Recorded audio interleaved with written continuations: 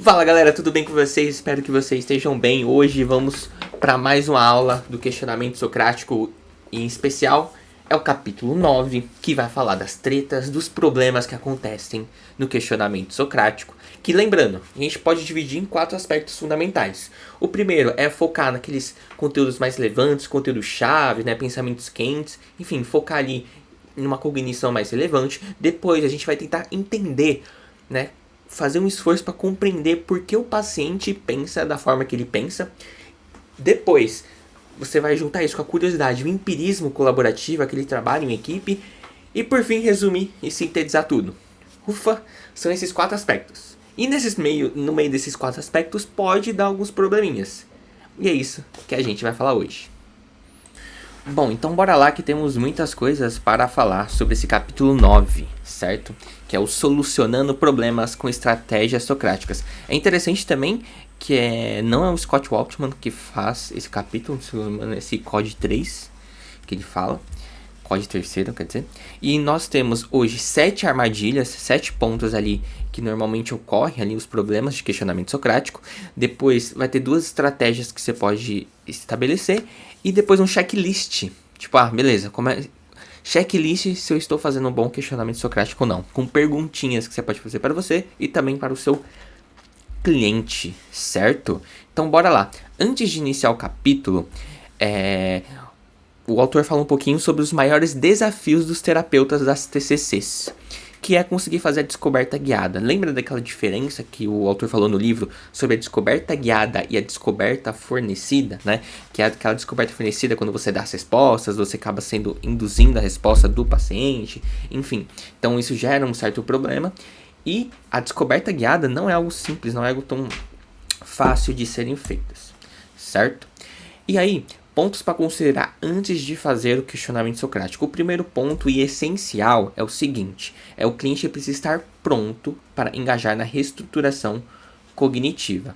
Ou seja, você tem que ali, não pode chegar ali na primeira sessão e já fazer uma reestruturação, não faz sentido. O cliente tem que estar propício a isso.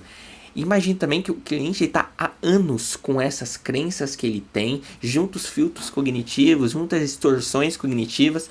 Então não é uma mudança, a mudança não é algo simples que ocorre, por mais que o paciente esteja muito engajado. Não é algo simples, então você tem que preparar o terreno ali para ocorrer essas mudanças, certo? E a gente tem 3 pré-requisitos para isso. Primeiro, estabelecimento de uma aliança de trabalho.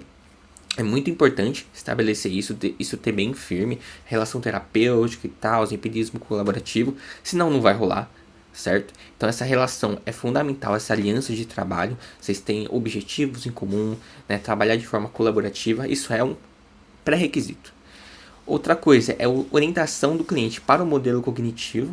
É um dos princípios da TCC, a TCC é psicoeducativa, então ele precisa saber o que está acontecendo, precisa saber como é que funcionam as cognições, como seus pensamentos afetam seus comportamentos e sentimentos e como um influencia o outro, isso é super relevante.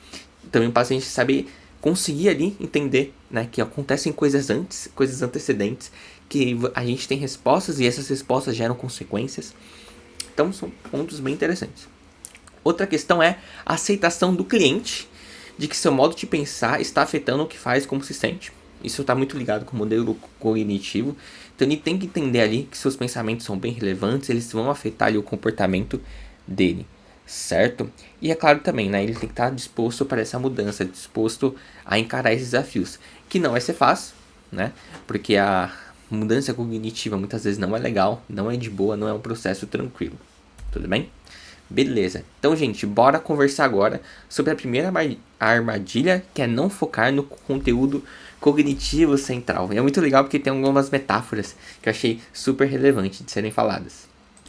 Bom, ele vai começar dizendo alguns aspectos bem importantes, que é tipo assim, o conteúdo cognitivo varia em importância, ou seja, algumas cognições que o paciente tem, né, tem mais associação com o sofrimento emocional, então tem as crenças mais profundas e tudo mais, e eles variam de importância, dependendo da pessoa. Então algumas são mais fortes, são mais arraigadas, têm um peso maior, e outras pessoas são outras crenças totalmente diferentes. Então, e também, além disso, as cognições elas não são todas iguais, né? Então você pensa que você consegue identificar 3 pensamentos distorcidos da pessoa. Não tem a sua importância, o seu grau semelhante, sabe? Então cada um tem a sua especificidade. E qual que é o problema? O paciente vai trazer vários tipos de pensamentos durante a terapia, principalmente quando a gente estiver contando sobre uma situação problemática. E aí o que mora o perigo é da gente se precipitar, como terapeuta, em achar que todo pensamento é importante. Tudo que ele vai trazer, tudo que o cliente vai trazer é relevante. Aí você fica ali, né, alternando toda hora de pensamentos em um e outro. E aí a terapia pode se tornar bem superficial, né? Você não sabe para onde ir. Enfim, eu achei interessante também que ele vai trazer aqui, normalmente, durante uma sessão, a gente consegue avaliar 1 ou 2 pensamentos muito bem. Isso é interessante, né? Então, uma sessão inteira, 50 minutos. É claro que tem toda a estrutura da sessão, mas durante toda uma sessão, só 1 ou 2, normalmente, né, em média. E qual que é a solução para isso? É bem relevante isso, né? Qual que é a solução? É reservar um tempo para quê? Para você identificar quais pensamentos são mais centrais antes de prosseguir na avaliação. Então, o paciente vai te dizer várias coisas e você não vai buscar perseguir cada pensamento mais ele usa esse termo brilhante, né? Ou aquele pensamento que se destaca, você fala, esse aqui, não. Se você ficar alternando muito, isso pode ser um problema. Além disso, você se dá a permissão de você conseguir se dedicar o tempo suficiente para identificar as cognições que são mais importantes. Porque isso é muito também, às vezes fica muito afobado, ai meu Deus, preciso progredir, preciso avançar logo aqui nessa terapia. E aí você fica afobado e pega qualquer pensamento, sabe? É meio estranho falar assim, mas é uma analogia que ele faz. E aí tem um ponto também, que é o compromisso do terapeuta. Porque ao você identificar aquele pensamento que é mais relevante, aquele conteúdo que pode ser mais relevante, você se comprometer em focar nele. Porque vai ser muito tentador você ir lá e alternar de pensamento para o outro. Porque vão surgir vários tipos de pensamentos. Então, é você realmente se comprometer e falar, não, beleza, consegui identificar, dei tempo para identificar uma cognição importante e vou permanecer nela. E tá tudo bem também se você identificar depois que ela não é uma cognição tão relevante. Aí você vai lá e alterna para outra. Mas dá tempo, né? Estender tempo ali para você realmente conseguir investir naquela crença, naquele pensamento. Tudo bem? Além disso, tem uma metáfora que eu achei bem interessante, que a gente pode, com certas proporções, relacionar isso com o conteúdo que a gente está vendo agora na armadilha 1. Que é o seguinte. Imagine que você precisa derrubar uma parede. Aí te deram um martelo e um cinzel. Eu não sabia o que era cinzel, mas cinzel é esse negócio aí, né, que tá na imagem. E você foi informado que tem um ponto fraco na parede. Se você atingir esse ponto, terá um colapso rápido de toda a estrutura ali da parede.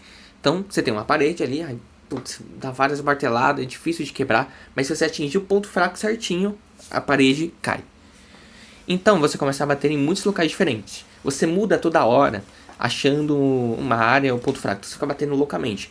Porém, nunca é o caso de você achar o ponto fraco. Chega um momento que você larga todas as ferramentas e faz uma análise ali sistemática. Olha com calma, com cautela, vendo ali, segue uma linha reta, depois vai seguindo linha reta assim, né? Depois de um tempo você identifica o local. Então você martela 2 vezes, pum, e tudo cai. Ou seja, a pessoa foi lá, em vez de ficar, olhou com calma, deu tempo para identificar a crença-alvo, e aí quando identificou, pum, deu certo. Né? Você conseguiu identificar e você foi muito mais assertivo. É claro, quando a gente entra na intervenção das cognitivas, nem sempre, ao identificar elas, você vai conseguir chegar ao colapso delas ou conseguir atuar 100%, né?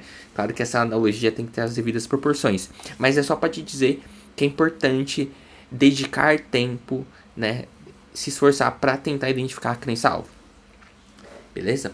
Então, saber onde martelar é muito importante.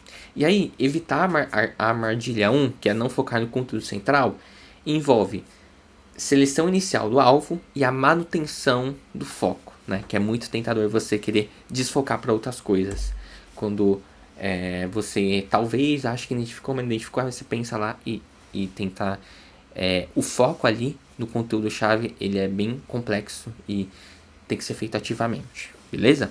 Vamos agora para a armadilha 2, que é engajar-se na descoberta fornecida em vez da descoberta guiada. E apareceu esse timer, gente. Por quê? Como é que eu tiro esse timer? Tirei. Beleza. Bom, utilizar o método socrático envolve alinhamento com o cliente para descobrir em conjunto, certo? Então é tudo feito de forma muito colaborativa, como a gente já falou. E aí tem uma metáfora que eu achei bem interessante, né?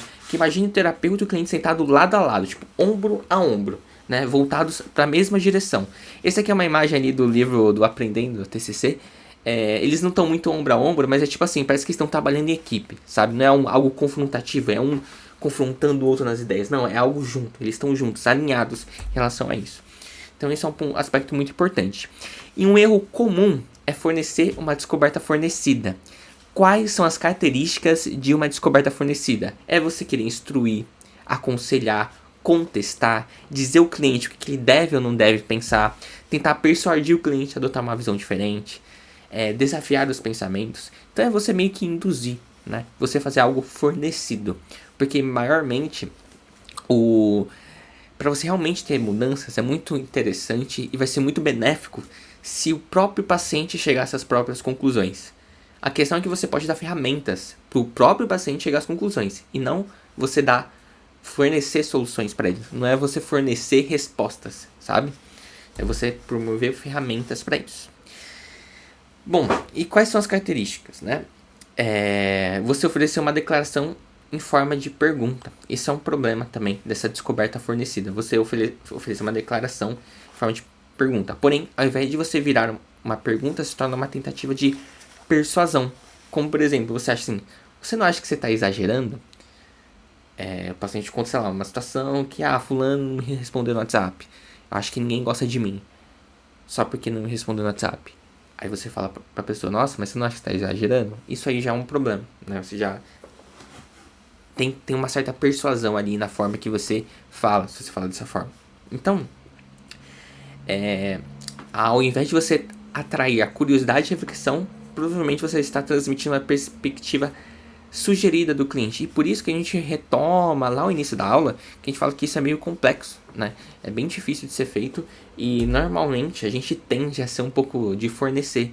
Então esse processo do questionamento socrático, ele se torna complexo por causa disso.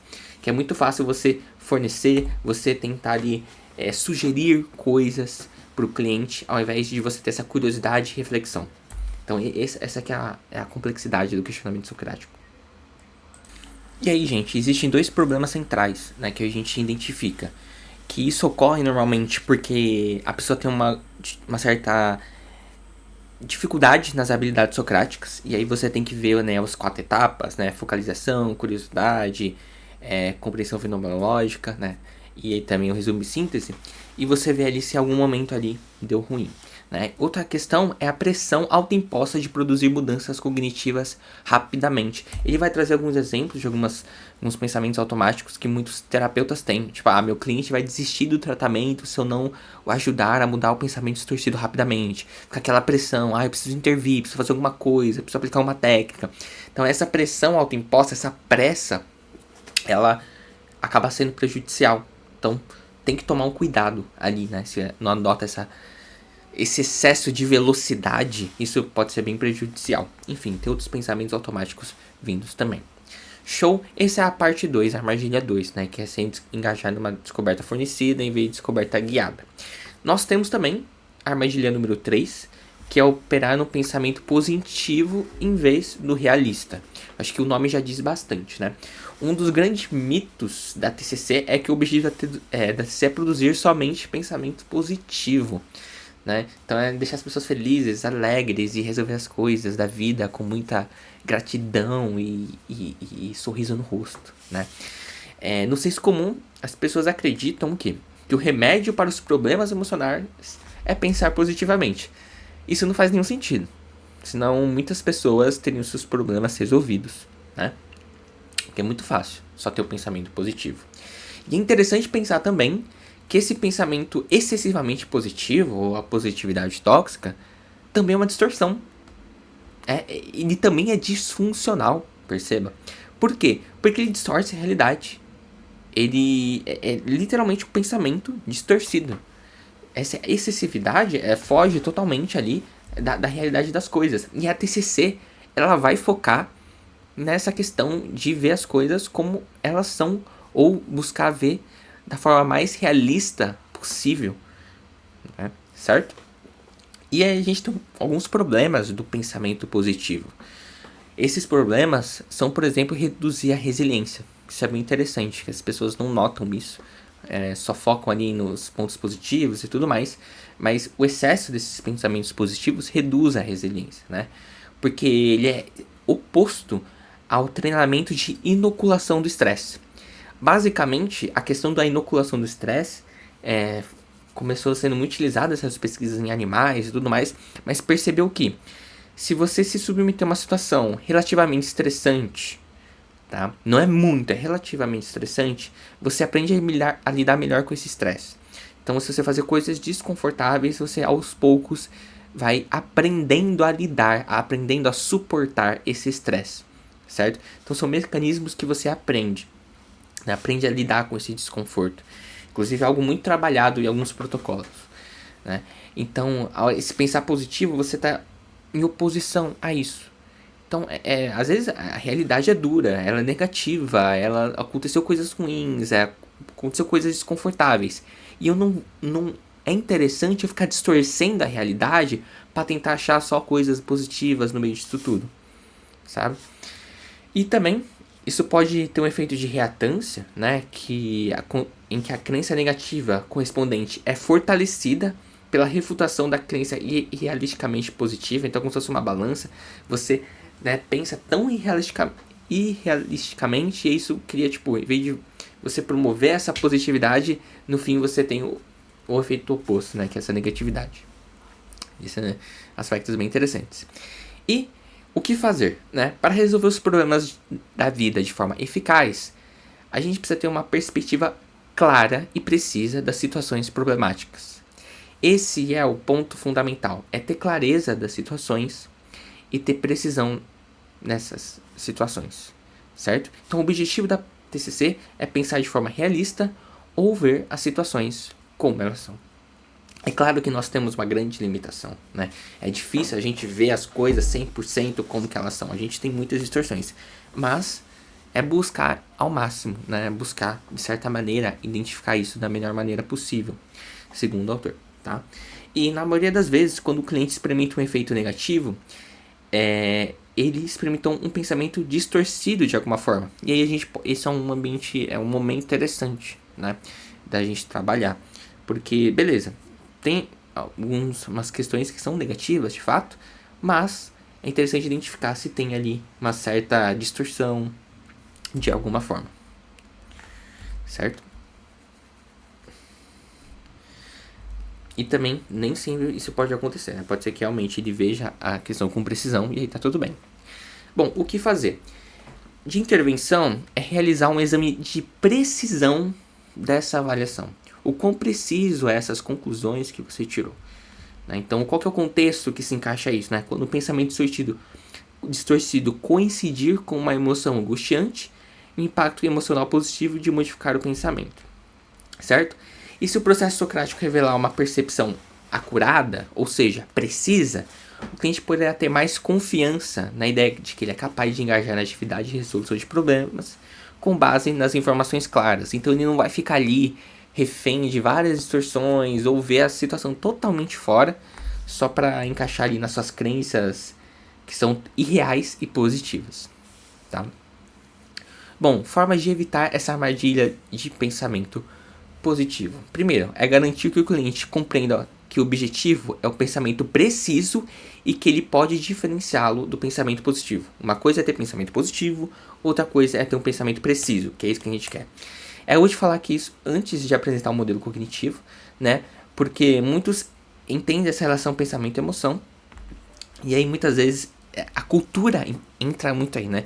Dependendo da cultura da pessoa, ela tá muito engajada nessa questão de só pensar positivo. Isso pode prejudicar ela desde o início, tá? E aí ela pode achar que as coisas não deram certo, e enfim, isso pode afetar a relação terapêutica, né? Que o paciente vai tentar de forma mal sucedida, não vai dar certo, e ele vai achar que o problema foi ele, mas na verdade ele estava querendo insistir nesses pensamentos positivos. Isso é bem interessante, né? Achar que todo pensamento distorcido dele tem que virar um pensamento positivo. E não é assim, né? E muitas vezes você tem que repetir isso para o paciente, porque ele está inserido numa cultura que é muito disso. Então, automaticamente, ele vai se moldar para isso, certo?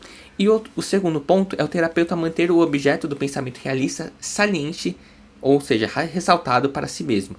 Porque, novamente, a gente pode cair no nosso próprio engano, né? E então a gente tem que sempre repetir para nós mesmos, né? Deixar isso bem evidente. Então é muito importante, né? Deixar certas coisas explícitas. Beleza. Armadilha 4. Progredir para resumir e sintetizar prematuramente. Ou seja, o quarto passo, você queria adiantar ele muito rápido. Show, vamos lá. Mas antes disso eu vou ligar o ventilador aqui. E meu Deus do céu. Rio de Janeiro é muito calor. Gente, espero que não atrapalhe o áudio. Bom, vamos lá. Um erro muito comum que pode ocorrer, e eu achei interessante que isso se repete durante esse capítulo várias vezes, que é esse senso de urgência, né? A gente fala, psicologia baseada em evidências, né, os tratamentos, a TCC é orientada pelo tempo e tudo mais. E aí o terapeuta ele fica com um senso de urgência em querer progredir para a etapa final muito rápido, a querer resolver as coisas rápido, a querer chegar a boas conclusões da melhor maneira possível. É claro que, ao mesmo tempo, por que não, né? Se a gente tem um caminho mais rápido e um caminho mais devagar e ter o resultado igual, por que não ir para o caminho mais rápido? Mas o problema é que, às vezes, querendo o caminho mais rápido, o resultado não é bom. Então, assim, e é claro, né, que a gente quer ajudar mais rápido possível o paciente. Então, vem de um desejo genuíno. Porém, a gente pode ser que a gente tenha um efeito negativo em relação a isso. Então, a gente tem que tomar muito cuidado, né? Então, assim, aí o que acontece? O terapeuta fornece uma solução de precisão desconhecida. Então, chega a algo desconhecido pelo paciente e que isso não foi concordado junto. Então, sei lá, quando o terapeuta chega e manda uma bomba pro paciente. Aí o paciente fica tipo assim. Às vezes ele não tá preparado pra ouvir aquilo. Às vezes ele ainda tá engateando. E se você joga pode ser que ele nem volte na próxima sessão, né? Então, antes de resumir e sintetizar, se certifique. Tipo, ok, acho que exploramos completamente o que o cliente tem de informações suficientes para nós juntos traçarmos uma conclusão. Tem algumas perguntas que você pode fazer que vão te auxiliar. Então, vamos lá. Perguntas práticas que você pode fazer. Como, por exemplo, uma pessoa comum poderia tirar uma conclusão com base nessas informações disponíveis? Posso identificar áreas que não exploramos e que pode ser útil investigar? Né? Estou sentindo algum senso de urgência, então essa autoavaliação, para prosseguir para a etapa final? Em caso afirmativo, que pensamentos relacionados à urgência estou experimentando? Outro ponto. O que estou sinalizando para o cliente sobre a profundidade de exploração desejada? Ele poderia concluir que o processo deveria envolver paciência e curiosidade ou um ritmo mais rápido ou superficial? Então esse é um ponto bem interessante, tá? Então, não se deixar levar por esse excesso de velocidade, porque querendo ou não, você vai estar reforçando, né? Você vai estar reforçando essa superficialidade. Beleza? Isso está muito relacionado à armadilha 5, né? Que é explorar superficialmente o contexto. Que muitos clientes, né, tentam resolver suas preocupações emocionais de forma muito rápida. Isso acontece porque às vezes a pessoa acha que os problemas da vida dela são resolvidos de forma rápida. Que podem ser resolvidos de forma rápida. E não é assim. Leva tempo, leva persistência. Sei lá, você tem pensamentos distorcidos que eles permanecem, continuam e vai. Então leva um tempo ali, né? E o objetivo é ensinar que nem todos os problemas têm soluções rápidas. Alguns têm, outros não, né? E alguns problemas você pode conseguir resolver muito bem a curto prazo. Só que a longo prazo também não, eles vão voltar. E aí, o que acontece? Ao terapeuta fazer um diálogo socrático rápido e superficial, muito apressado e vai, tal. O que isso acontece? Isso faz reforçar uma postura de resolução de problemas inúteis, que pode manter o paciente nesse ciclo. Então, às vezes, o que a gente está ensinando para o cliente é o que a gente está reproduzindo, né? E o terapeuta deve investigar com curiosidade seus pensamentos automáticos, né? Fazer essa autoavaliação. Para você ver ali, né? Investigar essa pressão. E aí, o diálogo socrático consistente envolve alguns aspectos, como por exemplo, um ritmo adequado, explorar os modelos de profundidades apropriados, promover o cliente o vigor e a extensão da exploração necessária. Então, realmente, né, ele investigar, né, essa postura mais científica que a gente conversou lá atrás nos outros capítulos, certo? Aí esse aspecto também eu achei bem interessante, né, que a aprendizagem que ocorre nas trocas socráticas não é explícita. E qual o impacto disso? Se a gente não tem um momento para sintetizar, para reunir ali as aprendizagens, deixar realmente evidente, olha, o que eu aprendi com isso aqui, o que a gente chegou na conclusão, né? Se não ocorrer isso, não vai dar certo, porque essas aprendizagens não são explícitas, tá? E também o contexto afeta o significado dos eventos, né? Para ter interpretações precisas desses eventos, o paciente deve ser auxiliado a explorar suficientemente a sua cognição, certo? Porque às vezes a gente é tomado por emoções fortes e aí a gente enxerga tudo de forma distorcida e tudo mais. Então, se a gente não parar para explorar isso com calma, não vai rolar. Então, mais uma vez ali, mostrando, né, a questão, o problema, né, dessa excesso de velocidade. Outra armadilha também é a questão da falha em resumir, certo? Porque durante a terapia vem muitas informações, muitas informações, né? E a gente tem uma memória de curto prazo limitada, então às vezes vem muitas demandas e tudo mais. E a gente pode muitas vezes reunir informações que não são muito úteis, né? E vamos lá, o que é resumir? Resumir é um meio de selecionar e unir os principais dados. Isso é uma habilidade muito interessante de desenvolver, né? É como eu consigo pegar no meio de toda essa história da pessoa e focar ali, né, nos principais dados. E o objetivo, o que é? Qual que é o objetivo final de resumir? É tornar evidente e utilizável para o cliente durante o processo de síntese. Não é só ele conseguir entender os principais dados, mas é conseguir deixar esses dados, que muitas vezes não são explícitos, né, deixar esses dados evidentes, e como é que ele pode utilizar esses dados a favor dele, certo? Além disso, resumir é bem importante porque você consegue verificar se você conseguiu entender bem a situação do paciente, né? Então isso aí também reforça também a relação terapêutica, certo? E a última armadilha, que é a armadilha número 7, que é atentar inadequadamente às estratégias pós-consulta. E o autor do livro ele vai trazer um ponto fundamental, que é essa questão da pós-consulta, que às vezes não é muito estabelecido, não é muito estudado. Enfim. Bom, para começar, estratégias socráticas são eficazes na produção de importantes mudanças cognitivas. E o impacto dessas mudanças cognitivas durante a sessão, a gente consegue identificar bem, né? São sentidos durante a sessão. Porém, a questão é, o que acontece isso depois? Muitas vezes não é porque o paciente chegou a uma conclusão durante a sessão que ele vai totalmente mudar o comportamento dele pós-consulta, entendeu? Então, as ideias dos clientes eles estão lá há muito tempo. As cognições são muito tempo. E não é porque ele chegou numa conclusão em 50 minutos numa sessão que essa crença dele vai sumir de forma alguma, né? Então precisa de um acompanhamento. E um erro comum é a gente observar essa mudança na sessão e achar que isso já persiste ao longo do tempo em outros contextos, né? Que isso vai ser generalizado. Isso é um erro muito comum. Então não caiamos nesse erro. Então é importante ter estratégias pós-consulta. E exemplos de perguntas para o paciente. Podemos projetar outro experimento comportamental para aprendizagem adicional? Então a pessoa acha que ela tem muito medo de apresentar, porque ela acha que ela vai falar tudo errado, que as pessoas não vão gostar dela e tudo mais. E aí a pessoa vai lá, apresenta um dia e dá certo. E aí você fala, será que a gente pode experimentar novamente isso? Né? E aí nesse contexto também, né? Falar quais são os aprendizados, o que você entendeu sobre toda essa situação. Outros exemplos, né?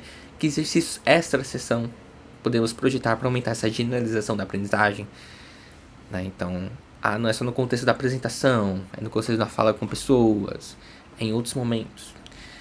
Além disso, como o cliente pode continuar a explorar essa ideia?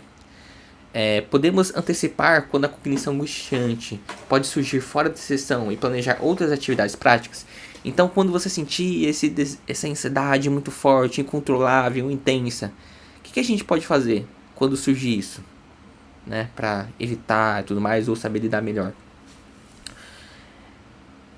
Outra pergunta, né? O cliente deve continuar monitorando a frequência e a credibilidade dessa ideia na próxima semana? Então, fazer essa nossa autoavaliação, né? Ver se será que compensa mesmo? Beleza. Bom, agora a gente vai falar duas estratégias práticas, perspicazes. Adorei esse adjetivo que o autor colocou. Bom, objetivo. Qual que é?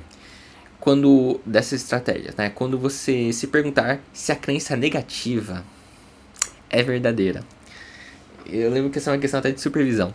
Que você, mas o paciente tem uma crença negativa. Mas sabe qual que é o problema? Ela é verdadeira. E aí? O que você faz? Né? Quando a pessoa acha, sabe, ela acredita que minha família não gosta de mim. O que acontece se a família realmente não gostar dela? Então essa é uma pergunta muito boa. E meu telefone está tocando. Gente, essa parte aqui eu vou com um pouco mais de calma, porque essa parte é muito legal. Eu achei, tipo assim, muito perspicaz. Eu achei muito boa mesmo. Então assim, a cognição, ela pode ser examinada com base na precisão e na utilidade, certo? Beleza, você teve lá o questionamento socrático, beleza, e a gente foi revelado, né, que a avaliação angustiante é válida. Então, aquela ideia, tipo, eu acho que eu sou uma pessoa ruim, quer dizer, não, eu acho que eu sou uma pessoa que meus amigos não gostam de mim. E aí você descobre que realmente, infelizmente, os amigos daquela pessoa não gostam realmente dela, né? E aí, beleza, a avaliação angustiante é válida. Pode ser útil mudar a conversa para uma avaliação da utilidade dessa ideia. Será que é útil pensar dessa forma? Eu achei muito interessante que vai ter alguns gráficos ali, gráficos de imagens ali que a gente consegue ver de forma bem clara isso. Alguns exemplos que a gente pode ter de perguntas. Olha que legal. É útil dizer isso para si mesmo? Quais são as consequências de você ter essa visão? Tanto emocional como comportamental. As consequências. Essa ideia dificulta que você alcance algum dos seus objetivos importantes? Outra pergunta. Quais são os prós e os contras de você continuar mantendo essa crença? Perguntas que eu achei bem relevantes para ser feitas, né? E aí, mesmo depois da investigação socrática revelar que a crença negativa é válida, é importante reconhecer e validar os esforços do cliente em tentar essa investigação. Porque, gente, normalmente a probabilidade da distorção, né, de ter pensamentos distorcidos é muito grande, porque isso é muito angustiante. Quanto mais angústia a pessoa tem, mais a chance também dela ter pensamentos distorcidos em relação a isso. E você tem que validar essa coragem da pessoa, porque isso não é fácil, né? Você sair, você entender que a validade é realmente válida, aquele tipo de pensamento, e você ir para a utilidade, é porque você descartou uma possibilidade, né? E aí você chega e você fala assim, olha, realmente é bem complicado isso mesmo. E validar, né, essa nova estratégia que a pessoa está adotando. Então, por exemplo, imagina que ela tem uma crença que eu sou um fracassado. E aí, ela evita todas as atividades que ela possa falhar. Ela desiste no primeiro sinal de fracasso. Perceba, independente se isso é válido ou não, olha esse ciclo de manutenção. É útil pensar dessa forma, porque uma crença vai reforçando essa estratégia compensatórias e tudo mais. Além disso, tem isso aqui que eu achei super interessante. Então, imagina aquele modelo ABC, né? ABC não. Esse modelo aqui, você tem a situação, pensamento e sentimento. Então tem uma situação, não foi convidada para o churrasco da família. Aí vem um pensamento, minha família me odeia. E ela tem um sentimento de tristeza, nível 8, e uma raiva nível 8, né? Ela acredita, de 0 a 10, acredita em 8, que é algo bem grande já. Aí beleza, imaginando que esse pensamento realmente é verdadeiro, então vamos pra cá. Minha família me odeia. Aí vem os pensamentos, sempre estarei sozinho. E a tristeza vai a 10.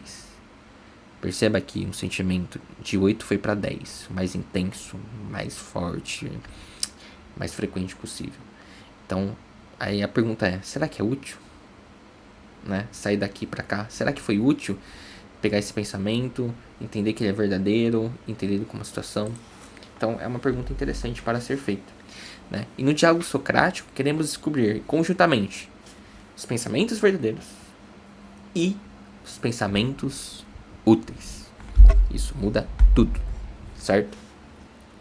Outra estratégia também, que é muito interessante, é foque menos na veracidade, se é verdadeiro ou não, e mais no impacto que esse pensamento tem.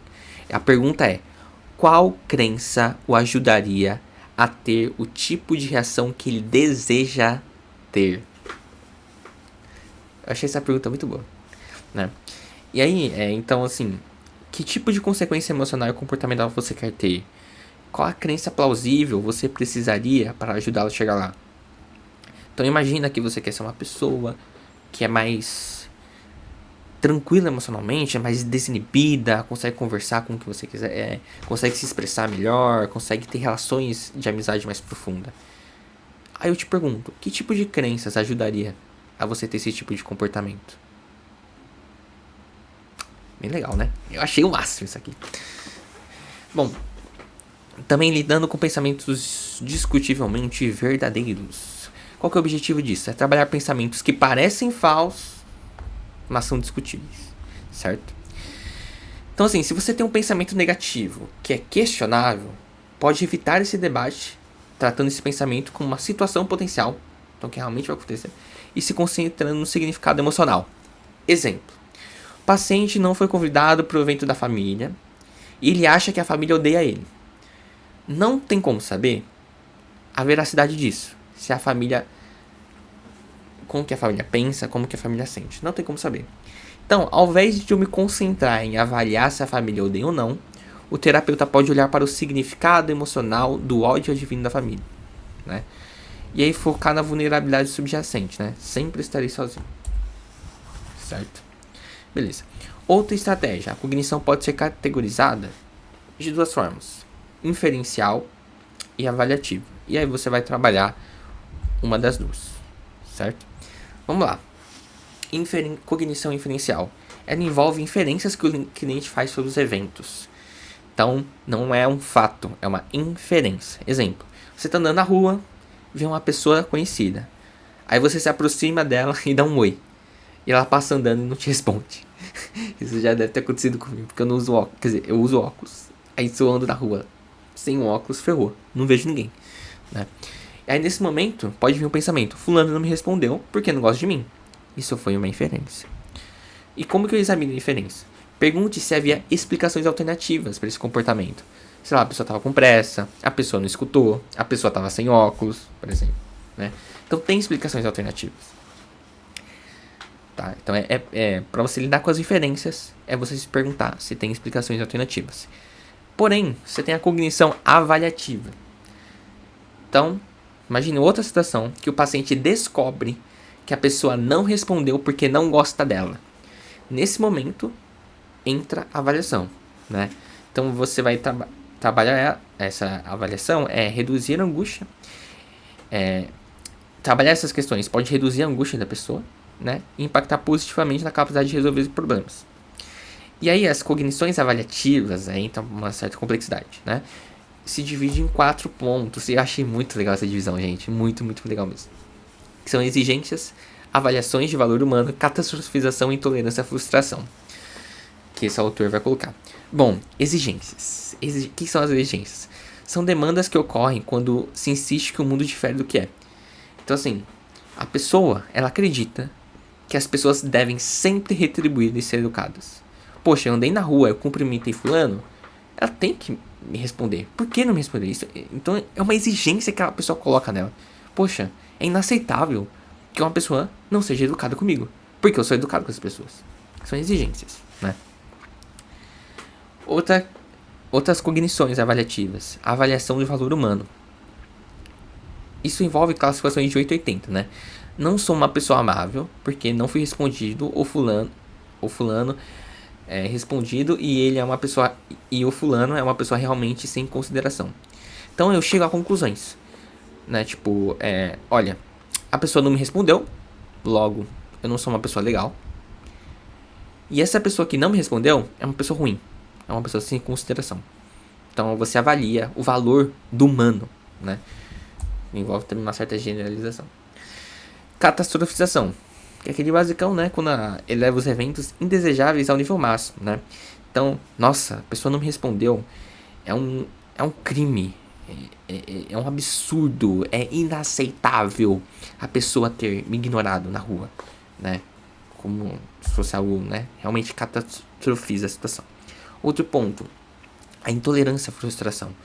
Nossa, a pessoa me ignorou. Eu não consigo aceitar isso. Eu não consigo lidar com essa insatisfação. Eu não consigo suportar pessoas que são desrespeitosas, né? Então, isso envolve também a extrema angústia, né, de padrões objetivos. Tudo bem? Então, são esses 4 pontos. O interessante, acho que é o máximo isso. Bom, e para finalizar, gente, vamos para um checklist de solução de problemas do método socrático, né? E assim, as soluções se enquadram em 2, né? Refinamento de habilidades socráticas, então você melhorar ali, né, as habilidades, as 4 etapas. E a aplicação pessoal de estratégias de restauração cognitiva, as cognições socráticas que interferem nas estratégias. Então é você manter a terapia em dia, basicamente, né? Que a gente vai ter diversos pensamentos automáticos, essa pressa de ter que querer resultados e tudo mais. Isso pode interferir muito. Então, resumo do questionamento socrático. À medida que você se concentra no conteúdo-chave, você se esforça de forma sincera a entender o cliente na sua perspectiva, aplicando conjuntamente a curiosidade e o empirismo colaborativo, para expandir essa perspectiva e reunindo tudo isso em resumo e síntese, para no final impulsionar mudanças cognitivas. Basicamente, se você quiser fazer um resumão para uma pessoa, o que é questionamento socrático, você pode falar esses 5 pontos aí, né? Esse é o resumo do questionamento socrático. Porém, quando isso não dá certo, você pode ir para essa checklist de problemas comuns. Na armadilha 1, que é não focar no conteúdo central, e já serve como uma revisão dessa aula. Você se pergunta, né? Levamos tempo para entender e avaliar situações antes de solucionar o alvo? Né? Se deu ruim, uma recomendação, revisar o capítulo de focalização e também testar a planilha de focalização, também está nesse capítulo. Na armadilha 2, a questão da descoberta fornecida, uma pergunta que você pode fazer. Estou focando em uma noção pré-concebida sobre qual era a resposta certa? E aí uma recomendação é ver o capítulo de compreensão e curiosidade. Beleza, armadilha 3. A questão do modelo do pensamento positivo, né? Eu estava focando em tentar fazer o cliente ver as coisas de forma mais positiva, né? Então querendo forçar a positividade. Então o que você pode fazer é reavaliar a crença-alvo e revisar o capítulo de compreensão e resumo e síntese, né? São 2 capítulos aí. A armadilha 4, né? A questão de resumir e sintetizar, falhar nisso. Uma pergunta que você pode fazer: pareceu muito fácil? Né? Se tá muito fácil, tá estranho. Aí você pode reavaliar a crença-alvo e também o capítulo de compreensão e curiosidade. Já na armadilha 5, o que a gente tem? A exploração superficial, né? Então, levamos tempo para entender. Isso é interessante, né? Isso leva tempo. Levamos tempo para entender o contexto e a situação e o contexto das evidências. Uma recomendação é o capítulo de curiosidade também, né? Questão se tiver falha de resumir. Então, 2 perguntas. Dedicamos tempo para reunir todo o diálogo e o resumo coerente? Ou me concentrei apenas em elementos da avaliação que apoiaram no caso? Beleza. E tem um capítulo de resumo e síntese que fala sobre isso. Na armadilha 7, as questões atentar inadequadamente as estratégias pós-consulta. Né? A dicção já foi embora. Já. Aí uma pergunta que você pode fazer é: criamos mensagens significativas e planos de ação com base nessa avaliação? Muito interessante, né? Levar para o empirismo. Vamos testar na vida real se realmente funciona. E aí uma recomendação é revisar os capítulos sobre crenças fundamentais, certo? Beleza, e para finalizar, tem algumas perguntinhas que você pode fazer. Que é o seguinte: temos uma boa aliança de trabalho? O cliente é capaz de identificar pensamentos, sentimentos e comportamentos? Ele vê uma conexão entre os 3? Certo? Esse é o basicão do TCC. tem lá o capítulo começando, acho que o capítulo 3, que vai te dar um auxílio nisso. Outra pergunta. Conceitualmente, quais são os comportamentos, experiências e filtros de atenção que fortalecem a crença que estamos mirando? Outra pergunta. Quais são as hipóteses sobre o diálogo socrático que ainda não trouxe mudanças? Qual é o plano de ação? Quais são as estratégias de curto e longo prazo para trabalhar essa crença? Show? E assim, chegamos ao final dessa aula, que é uma aula bem interessante para a gente ver ali pontos que podem dar ruim ali no questionamento socrático. E se você ficou interessado no resumo dessa aula, resumo escrito, que você pode tanto editar, como também você pode imprimir, enfim, tudo certinho, e também os slides dessa aula, cheio de conteúdo, aqui no link da descrição tem uma opção aqui para você adquirir esses 2 materiais ali, tudo bem? Bom, gente, a gente se vê na próxima aula, que vai ser muito legal também. Foi um prazerzaço estar aqui com vocês e a gente se vê na próxima.